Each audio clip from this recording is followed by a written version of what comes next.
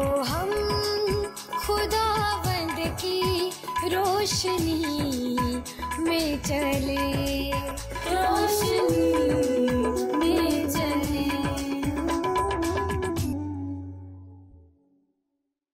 خداوند کے عظیم بابرکت نام میں آپ سب کی سلامتی ہو۔ پروگرام کلام کی روشنی میں ایک بار پھر میں آپ کی ہوسٹ فریہ خان مسیح حاضر ہوں۔ پروگرام کے تمام ناظرین کو میں خوش آمدید کرتی ہوں۔ ہمارے آج کے پروگرام کا موضوع بھی انتہائی دلچسپ ہے۔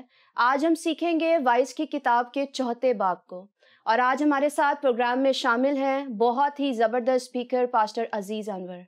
سر، میں آپ کو ویلکم کرتی ہوں اس پروگرام میں۔ بہت شکریہ بیٹا، گاڈ بلیس یو۔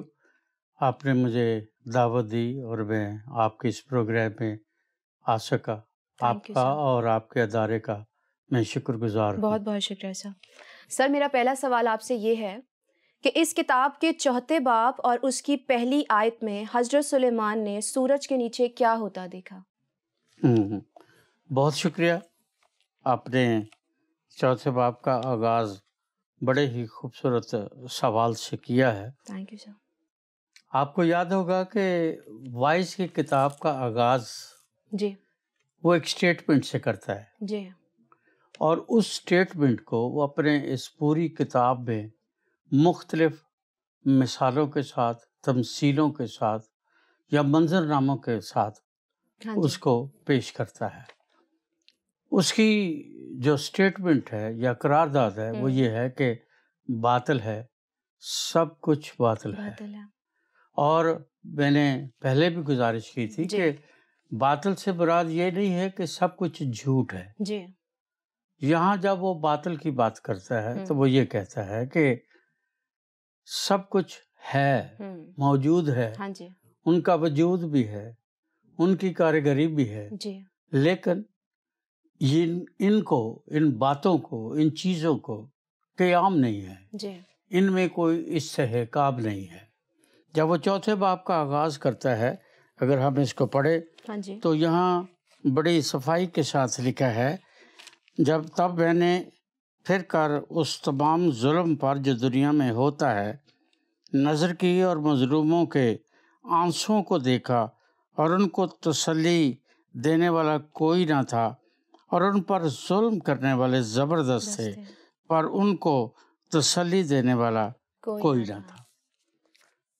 وہ کہتا ہے کہ سب کچھ بے ثبات ہے، کسی کو استحقاق نہیں۔ پھر وہ کہتا ہے کہ آسمان کے نیچے، جب وہ آسمان کے نیچے کی بات کرتا ہے تو آسمان کے نیچے، جس کو سائنس کی دنیا پلانٹس کی یا گلیکسیز کی دنیا کہتی ہے، اس میں زمین کی وہ بات کرتا ہے، اور کہتا ہے کہ زمین پر جب میں نے پھر کر دیکھا تو پھر میں نے ہر طرف ظلم ہی ظلم دیکھا۔ اور جس ظلم کی وہ بات کر رہا ہے اس میں وہ کہتا ہے کہ یہ جو زندگی ہے یہ پہلے دن سے ظلم سے بھری ہے۔ آج بھی دنیا میں ایسی تحریکیں ہیں، ایسے لوگ ہیں یا اینٹی بائبل ہیں لوگ جو اس بات کا ذکر کرتے ہیں کہ اگر انسان کو کپڑوں کی ضرورت ہوتی تو خدا جو ماں کو اسی گھڑی دودھ دے سکتا ہے، خوراک مہیا کر سکتا ہے، وہ اپنے بچوں کو جب وہ جنم دیتی ہیں تو خدا ان کے لیے لباس بھی مہیا کرتا۔ چونکہ انسان کے لیے خدا کی نظر میں لباس ضروری نہیں ہے، اس لیے اس نے اس کو ننگا پیدا کیا ہے، اور جب وہ پیدا ہوتا ہے تو وہ چیخ مارتا ہے تو انسان سمجھتے ہیں یہ بچہ زندہ ہے، اور اگر وہ چیخ نہیں مارتا تو تھپڑ مار کر ڈاکٹر اس کو یا نرسز یا جو سٹاف ہے وہ اس کو رلاتے ہیں۔ روئے گا تو زندگی کا ہمیں پتہ چلے گا کہ یہ زندہ ہے۔ اب آپ خود سوچیں، دنیا کو اس بات پر ہمیشہ غور و خوض کرنا چاہیے کہ جس چیز کا آغاز ہی چیخ سے ہوتا ہے اس میں کیا سٹیبلٹی، کیا استحکام ہوگا، اور اس میں کون سی پائیداری ہو سکتی ہے۔ اور جب وہ پیدا ہی چیخ کے ساتھ ہوتا ہے تو پھر دنیا اس کے لیے تو وہی جگہ ہے نا جہاں سے وہ انٹر ہو رہا ہے. وہ تو چیخو پکار کے ساتھ، آنسوں کے ساتھ، رونے کے ساتھ ہو رہا ہے. تو سلیمان بن داؤد کہتا ہے کہ یہ دنیا تو ظلم سے بھری ہے، اور جو ظلم کرنے والے لوگ ہیں وہ کہتا ہے کہ وہ ایسے لوگ ہیں کہ انہیں کوئی پوچھنے والا نہیں ہے. بیسیکلی سلیمان بن داؤد کے بارے جب ہم تواریخ یا سلاطین کی کتابوں میں پڑھتے ہیں تو سلیمان بادشاہ انتہائی رحم دل اور درد مند دل رکھتا تھا. وہ بہت ہی کہنا چاہیے کہ وہ لوگوں کے لیے ایک سمپتھیٹک دل رکھتا تھا، جس کے وسیلے وہ لوگوں میں مقبول ہونا چاہتا تھا. کیونکہ اس سے پہلے داؤد بادشاہ کے تمام بیٹے قتل ہو چکے تھے. اس کے باپ کو خدا نے سزا دے رکھی تھی. سلیمان بتسبا سے تھا. اس کے باوجود داؤد بادشاہ اس پر راضی ہو گیا کہ یہ بادشاہ بن جائے. اور بہت سارے لوگوں نے اس کی ہیلپ کی. ایون اس کے جرنلز نے، اس کے سپہ سالاروں نے اس کی ہیلپ کی کہ ٹھیک ہے ہم اس کو اپنا بادشاہ مانتے ہیں. لیکن اس نے ظلم اپنے گھر میں دیکھا تھا، اپنے محل میں جہاں وہ کھیلتا تھا، بھاگتا تھا، اس میں اس نے ظلم دیکھا تھا. اور اس ظلم کے سبب سے جب وہ یہ سوچتا ہے، اس کتاب کو لکھ رہا ہے، تو پھر وہ ان کو کہتا ہے کہ چونکہ ان پر ظلم ہوتا ہے اس لیے ان کی نیچر میں بے قراری ہے. یہ چونکہ مظلوم ہیں اس لیے ان کی نیچر میں بے قراری ہے، بے صبری ہے، اور یہ ہر کام جلدی جلدی کرنے کی آزمائش میں ہر وقت گرفتار رہتے ہیں. کیونکہ اس کے بعد ان کو معلوم ہے کہ ہمارا کچھ نہیں بنے گا، تو اس لیے اس کے لیے وہ یہ ساری باتیں کرتا ہے اور ان کو بتاتا ہے کہ کس طرح سے وہ ایک اچھی زندگی جو ہے وہ بسر کر سکتے ہیں.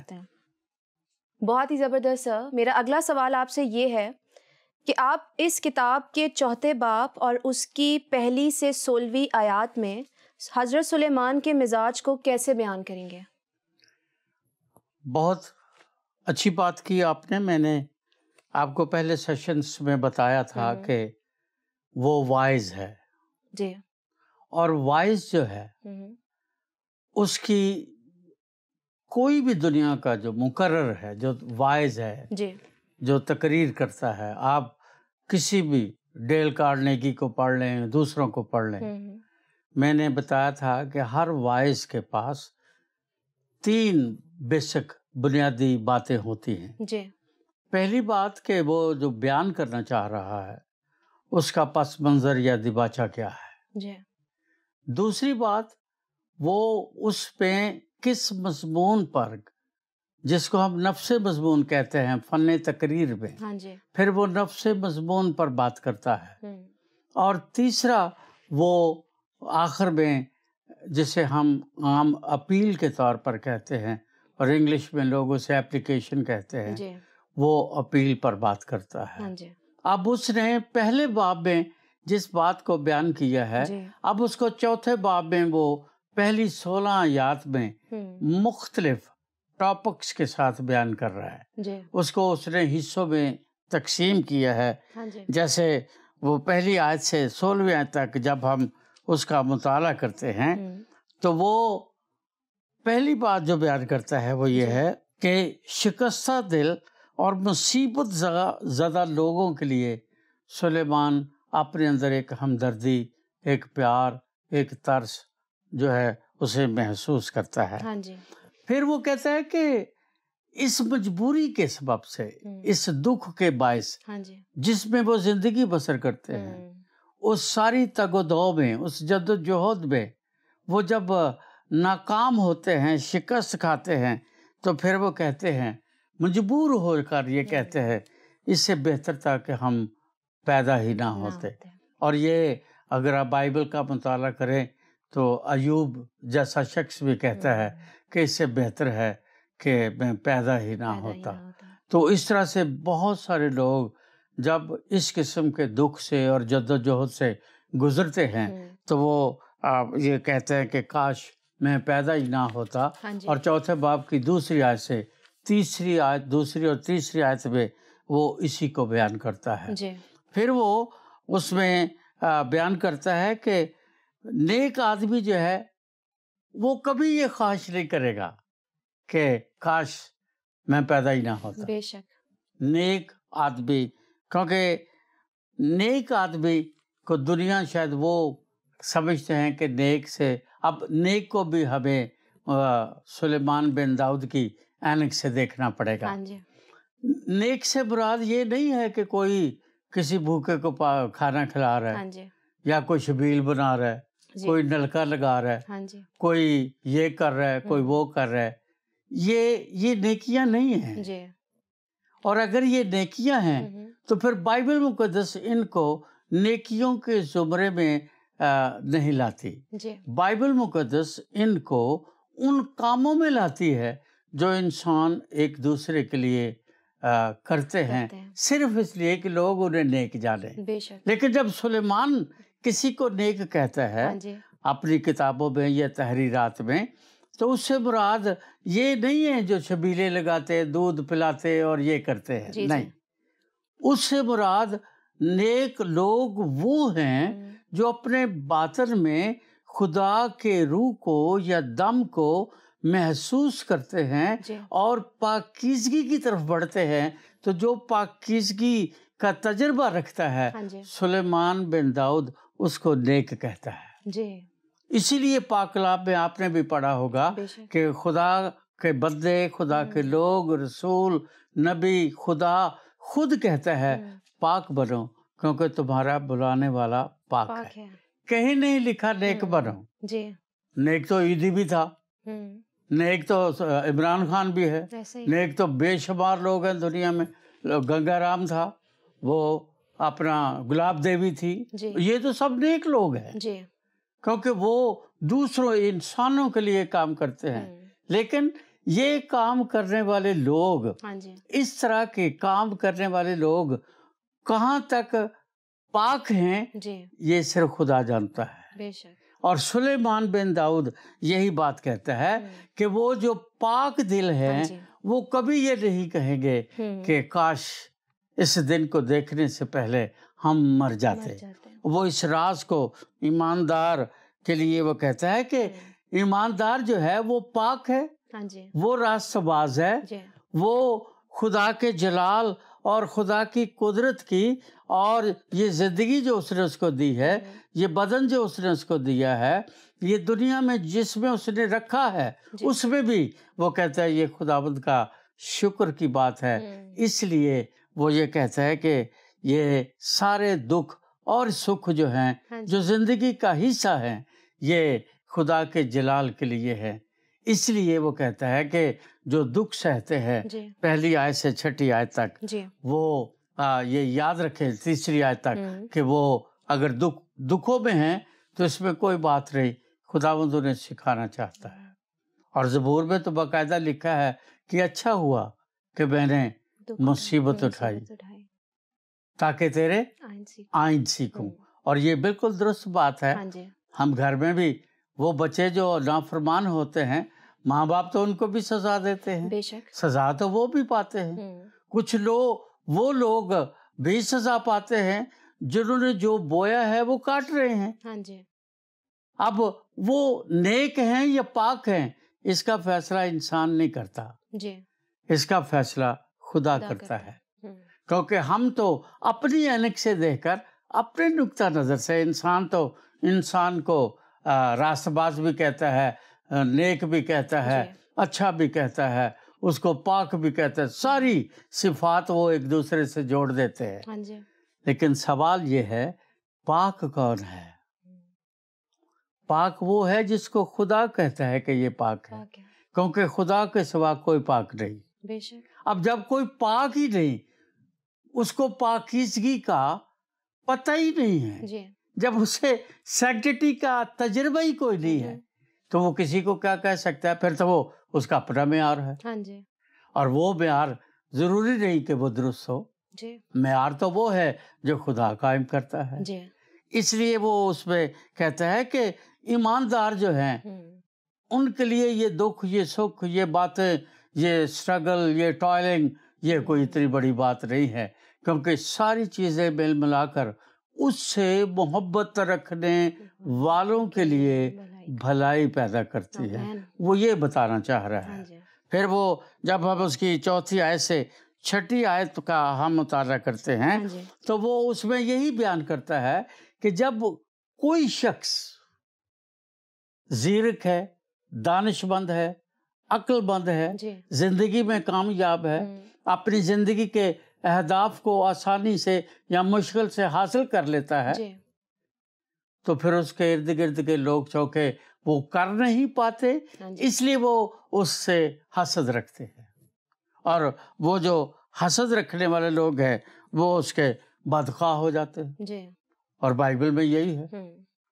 قائن نے حابل کو کس لیے قتل کیا؟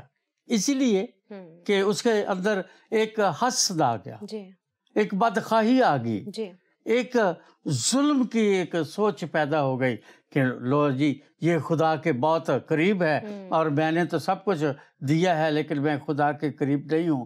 اس میں اس کا سبب کیا تھا؟ حابل کیوں قبول ہوا؟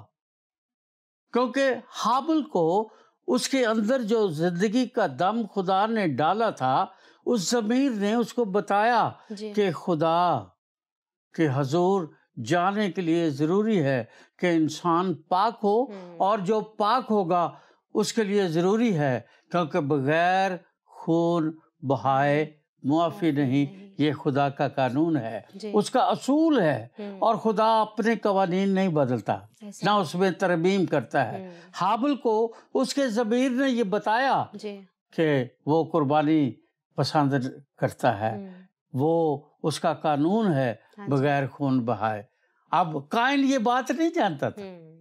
اب یہ نہیں کہ وہ آدم کی اولاد نہیں تھا، اسی خدا کی پیداوار تھا، لیکن وہ خدا کے قریب جانے کے طریقہ کار کو یا عبادت کو یا خدا کو خوش کرنے کو اپنے لیول سے دیکھتا تھا، اور حابل خدا کی آنکھ سے دیکھتا تھا. اس لیے ہم اس میں دیکھتے ہیں اب عیساؤ اور یعقوب دو بھائی ہیں، ایک ہی ماں باپ کی اولاد ہے، اور یعقوب جو ہے وہ ایک دال کھلا کر اس سے پلوٹے ہونے کا حق لے لیتا ہے. اب وہ اپنی بھوک کے آگے سرنگوں ہو گیا نا. اس نے بھوک کو اول مقام دیا اور اپنے پلوٹے ہونے کا حق چھوڑ دیا. اب اس کو ان دونوں چیزوں کے درمیان جو قیمت ہے، جو قدر و منزلت ہے، عیساؤ اس سے واقف ہی نہیں. تو یہ بات بالکل ٹھیک ہے. خدا یسوع نے بھی جب 5000 کو کھانا کھلایا تو اس نے کہا ٹکڑے اکٹھے کر لو تاکہ کچھ ضائع نہ ہو. اب جو لوگ اپنے ہاتھ سے خدا کی دی ہوئی برکتوں کو ضائع کر دیتے ہیں، خدا ان کا ہاتھ کیسے روکے گا؟ وہ نہیں روکتا، وہ ان کو کرنے دیتا ہے. اب اس نے اس کو پہلوٹا بنایا، پہلوٹے ہونے کا استحقاق اس کے پاس ہے. اب وہ خود اپنے پیٹ کی، اپنی لسٹ کی خاطر، بھوک کی خاطر، جس کو وہ کنٹرول نہیں کر سکتا، اتنی بڑی برکت کا انکار کر دیتا ہے. تو اس میں آپ یعقوب کو دھوکے باز کہے، جھوٹا کہے، جو مرضی کہے، لیکن عیساؤ تو بری الذمہ نہیں ہے. یعقوب کسی نہ کسی طرح اپنی منزل پر پہنچ گیا. اور اس طرح سے ساؤل اور داؤد کی کہانی سن لیں. اب وہ 11-12 سال کا لڑکا ہے، اس کے سارے بھائی ساؤل بادشاہ کی فوج میں ہیں، جنگیں لڑتے ہیں، سوربا ہیں، لیکن جاتی جونیت کے سامنے کوئی نہیں جاتا. اب جاتی جونیت کے سامنے داؤد کہتا ہے میں جاؤں گا. اس کی اگر آپ کبھی اس کی قرارداد، اس کی بات کو سنیں تو روح تک کانپ جاتی ہے. وہ 12 سال کا لڑکا ہے اور کہتا ہے یہ ہوتا کون ہے، یہ فلسطی، اس کی حیثیت کیا ہے کہ میرے قادر اور جلالی خدا کی تصدیق کرے، میں جاؤں گا. اس کی سپہ سالاروں میں، بادشاہ میں، کسی میں یہ جرت نہیں کہ وہ اپنے خدا کے لیے غیرت رکھے. اب وہ غیرت رکھتا ہے، وہ جاتا ہے، جاتی جولیت کو قتل کر ڈالتا ہے، عوام اس کی خوشنودی کرتی ہے، اس کو شاباش دیتی ہے، اور ساؤل جیلس ہو جاتا ہے، حسد آ جاتا ہے، اس کو قتل کر دینا چاہتا ہے، اور پھر کتنے سالوں تک وہ اس کے پیچھے پڑا رہا۔ جب لوگ اپنی منزلوں پر پہنچ جاتے ہیں، کبھی لوگ ان کی جو حسد کرنے والے ہیں، ان سے جو کینہ رکھنے والے ہیں، وہ کبھی یہ نہیں سوچتے کہ اس بندے نے اس مقام پر پہنچنے کے لیے کیا کیا نہیں کیا۔ کون یاد کرتا ہے؟ آج میرے بارے میں کون یاد کرے گا کہ میں کہاں سے چلا تھا اور آج کہاں ہوں؟ کسی کو نہیں پتا۔ اگر میں نہیں بتاؤں تو کسی کو کیا پتا؟ لیکن یہ ضرور ہے کہ میرے بچے یا میرے کچھ شاگرد ایسے ہیں، وہ کہتے ہیں جی ہم بالکل آپ جیسے بننا چاہتے ہیں۔ وہ بننا تو چاہتے ہیں، بہت اچھی بات ہے، بہت اچھی خواہش ہے، بہت اچھی آرزو ہے، لیکن جس ایگری سے، جس سٹرگل سے، جس ٹوائلنگ سے، جس جدوجہد سے میں گزرا ہوں، وہ اس کو نہیں جانتے۔ تو یہی بات وہ سلیمان بن داؤد کہہ رہا ہے کہ یہ جو ایماندار ہیں وہ ان باتوں کو نہیں سوچتے، کیونکہ وہ پاک دل ہیں، اور پاک دل جو ہیں وہ جانتے ہیں کہ ہر چیز خدا جو ہماری زندگی پہ کرتا ہے وہ اچھائی کے لیے ہے۔ زبردست ہے، زبردست۔ ویلن آپ نے بہت ہی اچھے طریقے سے بیان کیا کہ ہم صرف گلوری دیکھتے ہیں اور ہم سٹوری نہیں دیکھتے۔ سر میرا اگلا سوال آپ سے یہ ہے، حضرت سلیمان نے 7ویں سے 12ویں آیت میں دوستی کے بارے میں کیا کہا؟ ہاں جی، بہت اچھی بات آپ نے کی۔ سوال یہ ہے کہ سلیمان بادشاہ دوستی کس کو کہتا ہے اور دنیا کس کو دوستی کہتی ہے؟ ہمیں یہ فرق کرنا پڑے گا، بالکل، کیونکہ جب تک ہم یہ فرق نہیں کریں گے تب تک ہم سلیمان بادشاہ کے ذہن کی اس وسعت کو، اس سچائی کو نہیں پا سکتے جو میرے لیے اور ہر انسان کے لیے بہت ضروری ہے۔ وہ کہتا ہے کہ جن کے پاس ہے وہ اس تگ و دو میں ہیں کہ اس کو اور بڑھا دیا جائے، اور اس بڑھانے کے لیے وہ خدا سے بھی دوستی کرتے ہیں، انسانوں سے بھی دوستی کرتے ہیں، دشمنوں سے بھی دوستی کرتے ہیں، اور اس کے پیچھے دوستی نہیں ہے، اس کے پیچھے ان کا پیار، ان کی محبت نہیں ہے، اس کے پیچھے ان کی خود غرضی ہے۔ تو وہ جو خود غرضی کی بات کرتے ہیں وہ یہ نہیں ہے کہ وہ آپ سے پیار کرتے ہیں، وہ آپ سے محبت کرتے ہیں، وہ آپ کا بھلا چاہتے ہیں، وہ آپ کے لیے اچھی خواہش رکھتے ہیں یا اچھی سوچ رکھتے ہیں۔ وہ 99% صرف اس لیے آپ کے ساتھ ہے کہ وہ اپنی غرض پیدا کرنا چاہتے ہیں، وہ خود غرض ہیں، اور جو خود غرض ہیں اس کو وہ کہتا ہے کہ خود غرضی لا علاج بیماری ہے۔